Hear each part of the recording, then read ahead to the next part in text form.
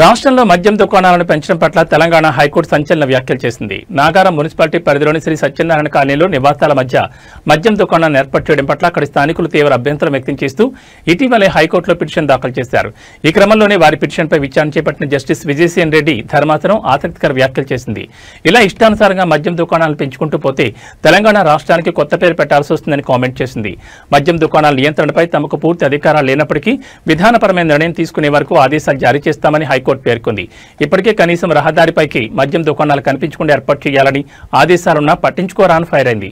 ఇక నాగారం మున్సిపాలిటీలో నివాసాల మధ్య మద్యం దుకాణం ఏర్పాటు చేయడంపై వివరణ ఇవ్వాలని మున్సిపల్ ఎక్సైజ్ అధికారులు షాప్ యజమానులకు తెలంగాణ హైకోర్టు ధర్మాసనం నోటీసులు జారీ చేసింది.